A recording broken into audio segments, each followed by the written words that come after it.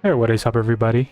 Here's Matsek once again, and today we're going to be playing Jeeves from Hack the Box. Pretty fun machine. I like this one. It feels more of an easy level one, but it's actually medium according to Hack the Box. So as always, I've just started off with a nmap scan with tag pn to tell nmap that the host is already up and running. SV to perform a service version detection scan, appending this column for version on each of those services found open, right? The C appended to it is just a shorthand for tag SC equals that tag SV, just tag XC, tag SC, sorry, but you can append it to it, squeeze it in, and it will perform several default scripts the nmap scripting engine has for us.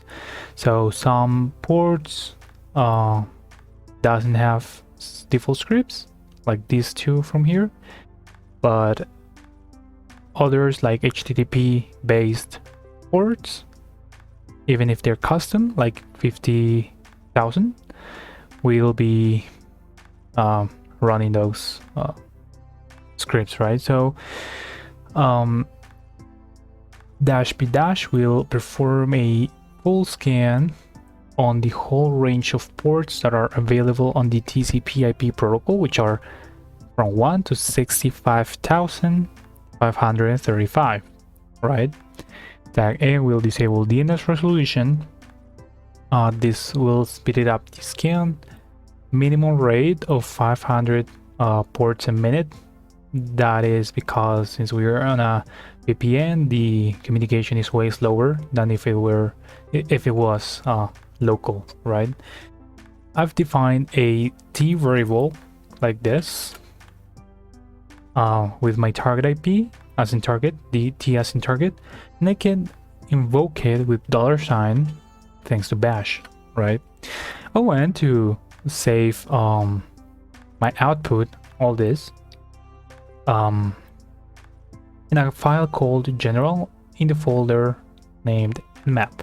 So we found two HTTP servers, namely Microsoft IIS HTTPD 10.0 on port 80, and another one named Jetty 9.4.z snapshot on 50,000, right? So we should definitely fuzz those two just to look for some kind of information or what they hold. And 135 and 445, they are for SMB. We can see here, well, it's not actually that these two doesn't have any script, default scripts assigned to them, but they're run over here as a whole, as an SMB service as a whole, right? So we can see that there's the SMB time, the local time of the service, the security mode, message signing enabled but not required, clock skew, basically more of the time in terms of system time, and SMB security mode, the authentication level, challenge response, message sign-in disabled, which is dangerous, and in Active Directory environments you can leverage that to, well, to exploit an enterprise, for example, right? So since we have a, let me just open up another window because I like to try pausing with this. This is always the same command I use because I like to use FFUF, which stands for pause faster u full, and apparently it's just for Kali Linux, but you can actually run it on Parrot as well. And we have taxi to have colored output, took u to specify the URL. You can see here I'm invoking the T variable and the false keyword, and I'm also using a word list from their Buster word lists directory list 2.3 million, which I think is actually in sec lists as well, and I've just merged some other list, I don't remember now, but it's like semi-custom list for me, and I'm going to be using 200 threads. And in the meantime, this works. I'm going to be checking the this is another thing, checking the but let me use SMB map, the SMB service, right? I'm going to be using H for host, invoking the T variable with my target IP, and I'm going to be using null session attack, that is querying the service. Okay, well, like that. That is SMB map will query the SMB service without any user, just hoping it gets results without authentication. It doesn't have to be null. I can literally put something like that, and let us see what it comes up. It's thinking, probably, hopefully, an authentication error. So that means effectively that there's no the SMB service is not vulnerable to a null session attack. Now there's another thing we can try. Sometimes this doesn't work at all. I'm going to be using enum for Linux. Enum for Linux is a super handy tool to scan or probe the SMB service for us to gather some information we wouldn't be able to do it with ease, at least manually. And sometimes it doesn't work, maybe because some configurations of the system, or just because the enum for Linux itself is giving trouble.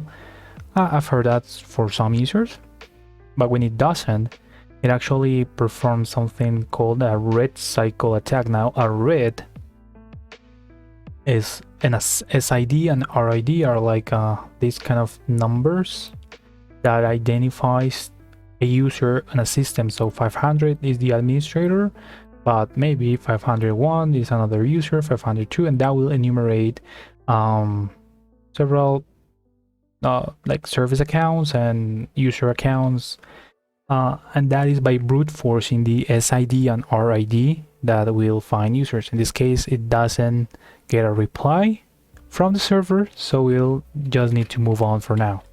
Now, I didn't find anything here, and before moving on onto another tactic like using, I don't know, PHP, HTML, whatever, remember, you can also use tag E for extensions like this, HTML, JS, but in my experience, that just doesn't work. I mean, it misses a lot of information, no? And I like to try it on port 50,000, right? So let us wait. And in the meantime, let's check this out first. So in the port 80, we have, this thing, Control U to check the source code of the website. And we see that Ask Jeeves, that's the title, right? Now, what is Jeeves? Not really sure. That looks like a fiction character. I'm not really sure. Maybe this cartoon Butler Jeeves, just a character, right? However, this actually, well, look at this. Okay, so we found an Ask Jeeves in here. Let us continue and I'll explain to you what I was going to say. So look at this. It won't fool me because I have the extension dark reader here. If I didn't, you would see everything in white. So you would actually think this is for real. This is not. Look at this. I can drag it over and this is just an image, right? Obviously, I noticed that because of my extension, which I love. Download it. So yeah, server error in application, conversion failed when converting the in varchar value Microsoft SQL Server. That's just a rabbit hole. Now, what about if we go to our port 50,000 and query Ask Jeeves?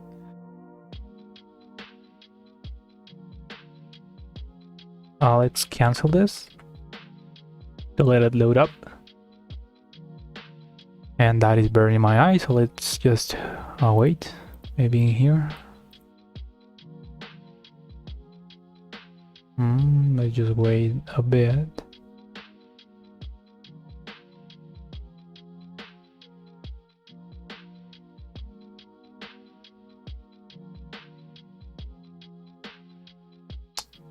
All right, there you go. So we have Jenkins, and you may be wondering what Jenkins is. Well, you can just Google it up. And well, I don't know if that's the same character as Jeeves or just a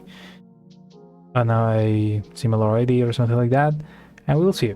So Jenkins is an open source automation server. It helps automate the parts of software development related to building, testing, and deploying, facilitating continuous integration and continuous delivery, CI/CD, right? It is a server-based system that runs in servlet containers such as Apache Tomcat. Cool. So this clearly is, well, I mean, it's a Jenkins like site, but we're not logged in. We can log in and use your password, which we're not gonna try to brute force, but we can just click around, familiarize ourselves with the interface. And what stood up for me immediately, it's the credentials menu here, and I go to it and I see I don't know, key here, store scope to Jenkins. I'm gonna be clicking here, Jenkins, and global credentials. And this credential domain is empty, so that's a bummer, right? Let me check here in system what it is. Well, the same. I can add a domain. Let's check other areas of this interface. And here, for example, manage Jenkins. So new versions of Jenkins. Let's look it up on ExploitDB with search exploit Jenkins. And we have a version of 2.88, so we might look for something that is near to that. 2.88, I don't see anything. The closest thing we're seeing here is at 2.63. So anyways, just let us look at all these options. System information, I'm interested in that. System log, Jenkins CLI, that sounds juicy, right? Script console, and it says execute arbitrary script for administration, troubleshooting, diagnostics. Let's see that manage users. So system information here, you see that even unauthenticated, we have some kind of information leaking, meaning this must be on debug mode or something like that, that is allowing to see unauthorized actors a lot of information. In this case, we wouldn't be able, we shouldn't see this, right? Or we shouldn't have access to. Okay, so Oracle, Java, well, several things about the Jenkins system itself. But for example, look at this. We are already seeing a user, Kosuke. That might be an actual system user, right? Maybe we can try to brute force now the SMB service with that user, or maybe this even this login panel we saw before, right? Okay, let's move on for now. We have logs in here, all Jenkins logs. Now look at this. This should be obviously private. Jenkins CLI, and it looks like it's just documentation for the CLI, but nothing we can run commands on or something like that. And here we have a script console and says type in an arbitrary Groovy script and execute it on the server now. That sounds very juicy, right? And since I'm not a Groovy script programmer, I like to well, with this try out several things. For example, I don't know if this will work. This is me just messing around, looking if I can leverage that in any way. But this is not bash, so definitely those backticks won't work. But what I can do, and an actual attacker will do, is just Google, right? Little Google. So how to execute commands, system commands, even better, on Groovy script. Even better, how to get a reversal on Groovy script. So we could obviously check a lot of those links in here, or reverse shell Groovy script. Easy as that, right? Okay, look at this. Your Groovy Java reverse shell. Let us see if that works for us. And well, let us just try it, right? Well, let me just copy all this and go back to my script console in here. Let me just localhost. I'm gonna be using 10.10.14.6, which is my VPN IP, and 443. Now, this is Windows. I'm gonna be using LRAP CAR. If you're interested into knowing what this is, well, LRAP is just like it's a way, I don't know how to define it, all right? Just a way of modifying a reverse shell in this case to avoid several issues Windows gives us. It says just read line wrapper, but you'll see it in action. So LRAP, look at the man pages for the -CAR options. They are case sensitive, so C is not the same as capital C, so be on the lookout for that. And I'm gonna be using NC MVLP 443, just like that. I'm gonna be listening now. Okay, be on the lookout, okay, because if we didn't use this in Windows, when we type in any kind of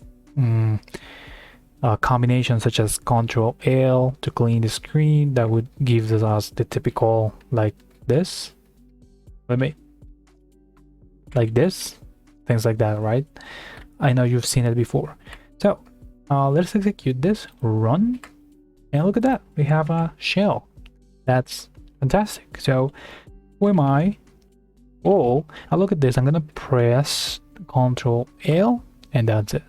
I clean my window. However, if I want to click or press, Control C, that will my shell will go away, so not recommended at all.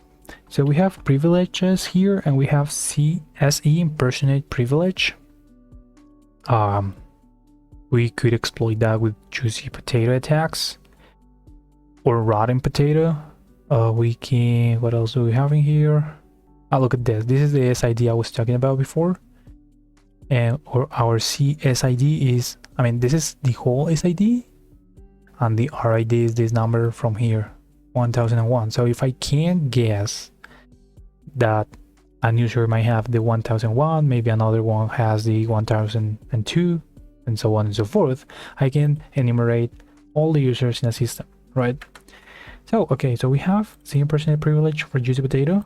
So before that, let us just enumerate a little bit, because let me show you this. Okay, city there. So we are Kazuki, but we were actually in the administrators folder, so I had to go back here.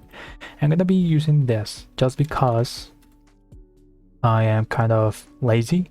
I'm gonna be using there S B A, sorry, is it okay? So colon minus D, or A colon minus D minus H. I'm gonna be using Kosuki. So it will perform a recursive search from certain folder. Now if I wanted to like enumerate the whole 4 folders, I would just put a dot, right? That would recursively find from the very place I am at. Okay, but now I want Kazuki, and I'll be using find string. This is like a grep. I'm gonna be using grep I. Imagine that, right? So in case insensitive.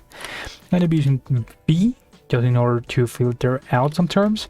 And in this case, I'm going to be using app data. I don't want to see any app data related file. I'm going to remove Jenkins in case there is something like that.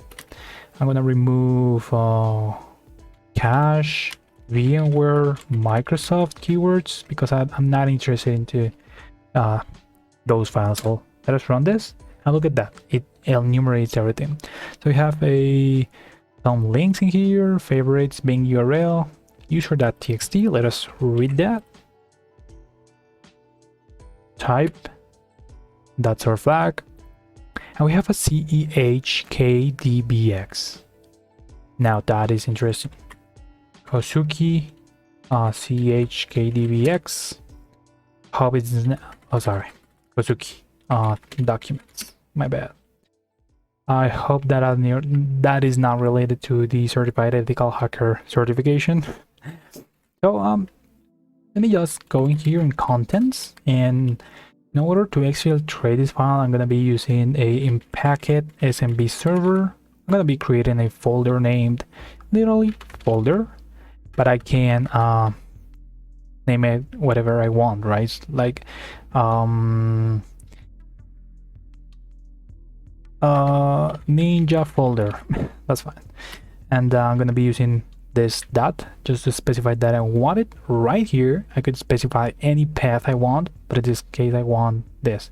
Other people just put something like this, or even backticks like PWD. That works as well. I'm gonna be using SMB to support, just to avoid any anomalies in any case. And that's our SMB server started up, booted up. I'm gonna be using copy. I'm gonna copy CHKDBX back to my share. So in Windows we can communicate to shares via double backslash. So 10.10.14.6. Now the name of the our folder is ninja folder, right? And I'm gonna be using CHKDBX. KDBX. Look at this. Here is a hash in order to authenticate it. And well, that's the connection on the wire. So we have our file now. Hope that. So CH, what is that? Key pass password database 2.x KDBX. Now, again, an attacker will likely, if they didn't know what this is, just Kali Linux, how to open key pass database file, something like that. And well, it says here, I mean, keypass.info. I'm not into that. For example, DigitalOcean, how to use KPCLI to manage keypass to passwords file. Let me check that. Here it says sudo apt update and apt install kpcli. You only need this one. You don't need to install any other dependency or library. And I did it again, so I have it, but you definitely should do that, obviously, to run it. And it says kpcli. Now from this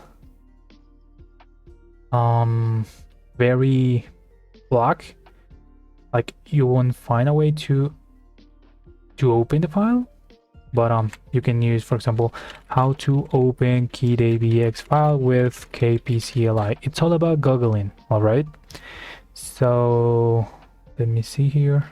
Okay, so actually there's another way. kpcli, apparently I can ch kdbx and provide a master password. So what could we do here, huh? So maybe we can, for example, try to call it Linux crack kdbx password. How to do that, right? Let us just keep looking at this, and eventually, for example, here, a tutorial on using John the Reaper and Hashcat to crack keypass hash file. So let us take a look at that. That seems interesting. And see,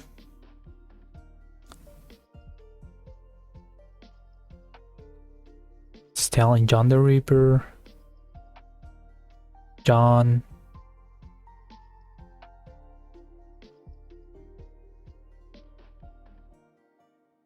Okay, look at this. This guy from here is using key pass to John. You might be wondering what that is. What is that? Well, if you don't know, you must know now that John has actually very a lot of utilities to crack several services. For example, SSH to John. I think there's another PGP to John or GPG. I'm not really sure about that. Yeah, GPG to John. In this case, we can use key pass to John. I only do this because I want you guys to know how to successfully Google things when you don't know. All right, I could obviously go ahead and explain you what you need to do right off the bat, but this is a better way, okay, in my opinion, right? So key pass to John, let's pass CH, and this gives us a hash. So let us redirect it to a file called hash, and from here I'm gonna be using John hash. I always name it to hash, that's why it appears here as a suggestion. So hash and a word list, tag word list, user share word list req, which if you don't know, it's just a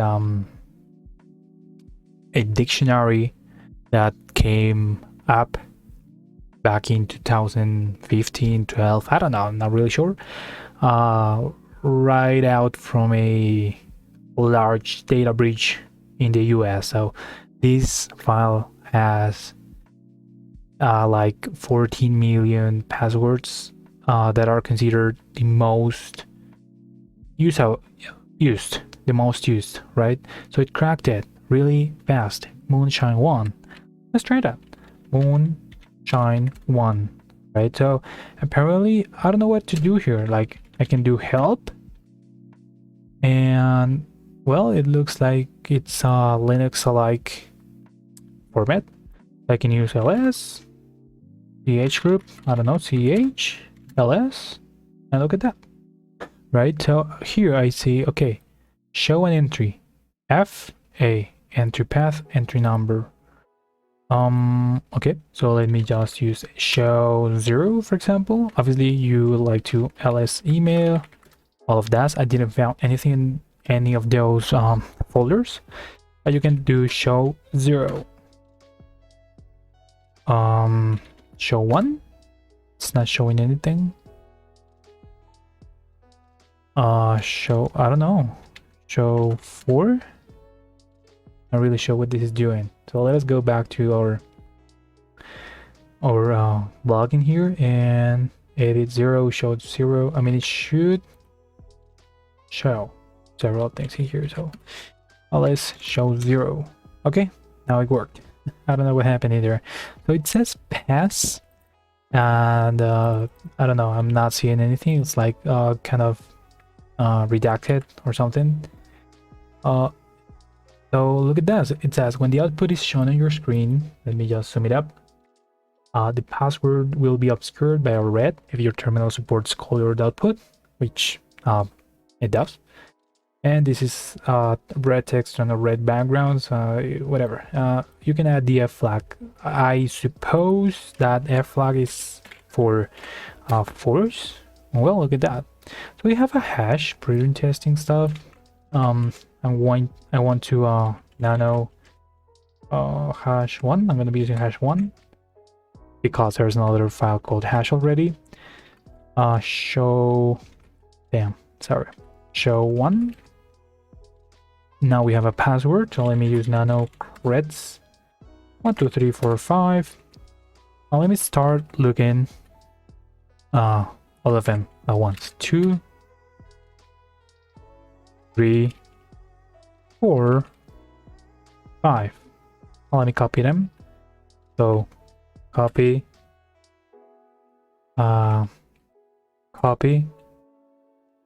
copy, and there's no passing here, so let's keep going. Now with the 6th, 7th, 8th, there's no more. So okay, we have a Bob username. Obviously those we want to get them as well, right? Just in case. So we have password in here. Now, what can we do in here with this? There's a really neat tool we can use, which is crack map sec. And I don't know why that suggestion is for. I don't remember. So, okay, so I'm gonna be using SMB. Okay, and if I do this, let's see what we see here. Oh, sorry. And then let me just exit.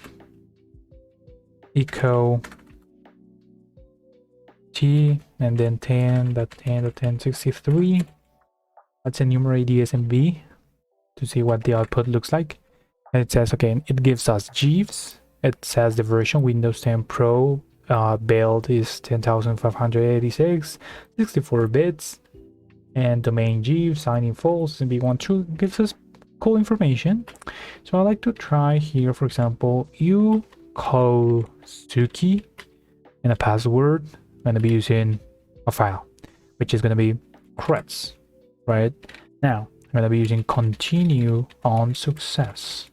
That will basically run Kosuki against the whole file because the default behavior is that whenever it finds a successful attempt, it will just quit out of the program, right? So let us try now administrator, because we want to see net user. Sorry, here, net users. So we have administrator, Kosuki, and these two accounts that are not, that are just guest accounts and default accounts. So we're not interested into that. Okay, so we had no luck with the passwords. But what about that hash? Right now, we have a way to handle hashes, which is with a capital H. So we don't need continue because there's just one. Let's try hash 1, right? This is from an attack called pass the hash. You don't always in Windows need a plain text password to log in or to authenticate to Windows itself or services inside of it.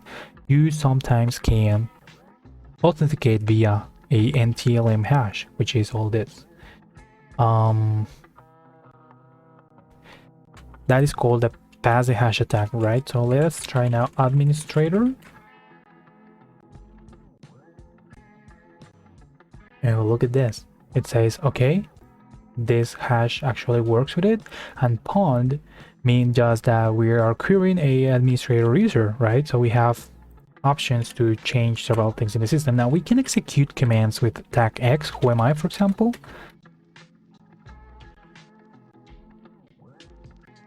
Pond. Let us see. Let's wait a bit.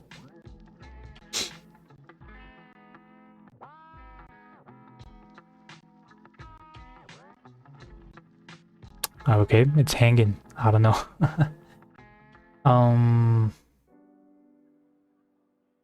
But yeah, tag X should work perfectly fine. I don't know if it's because of the system, VPN.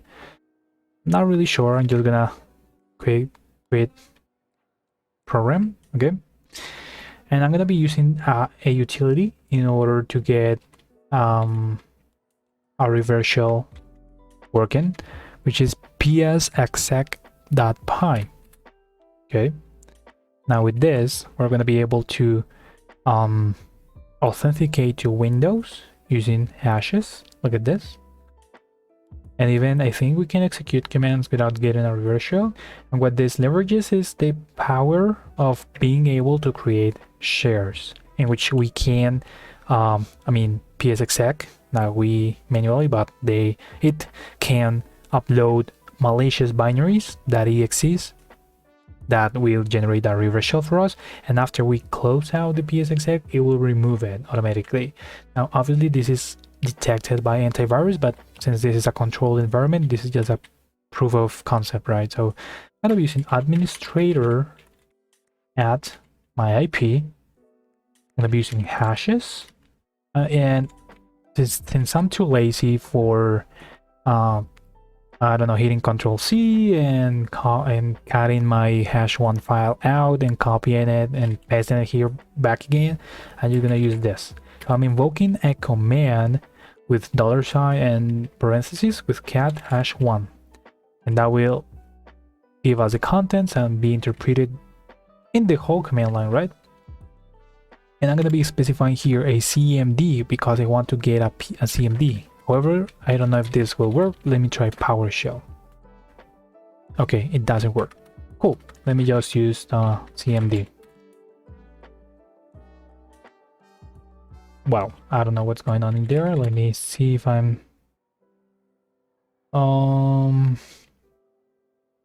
okay, let me, I mean, do you need the target at the end? Yeah, because the command is here, you need that. I don't know if I'm missing something in here. Let me see if the if here they have any suggestion. Okay, so administrator password add, that should work. I mean, that is the target, right? Okay, cool. Let me just try this here. Administrator add t. Let me remove it from here. And here I'm gonna be executing the command cmd. Probably that will, yes, that works. So again, requesting shares, it found a writable share because we're administrators, right? It's uploading a file, a random name with .exe extension. It's opening SVC manager. It's creating a service, random again, called HTB. It's starting a service, and that will grant us access to the system. So who we are now? Who am I? Right, so let us go back to C. Users, administrator, probably desktop is the flag. So let me just there. And well, we have an htm.txt, and it says the flag is elsewhere. Look deeper. So there happens to be a cool feature, kind of cool, kind of I don't know, a nightmare for some people, because this helps attacker obviously.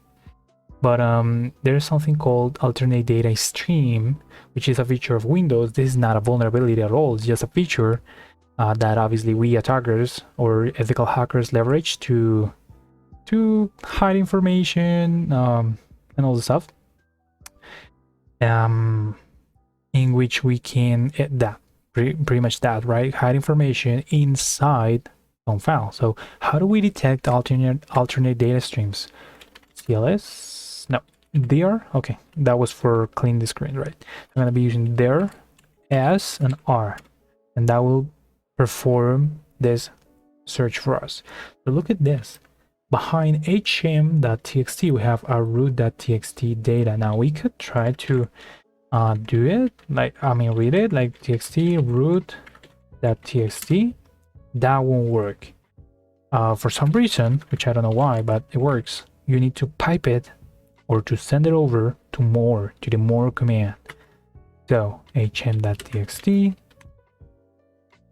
colon root.txt, and that gives us the root flag, final flag, and that's a wrap. I'm gonna wrap it up right now because I don't have any more things to show to you guys. So that's it, and I really hope you guys enjoyed it. I think it's medium because of this, actually, because as you saw, it wasn't that hard to get our initial foothold. And even with a few clicks and words in Google, we could figure out the key pass attack vector. So that wasn't medium at all, I think. I think the medium is because of this technique. Alternate data stream, ADS, don't forget it. Look it up on Google if you need to find more information. And that's it. See you later, guys.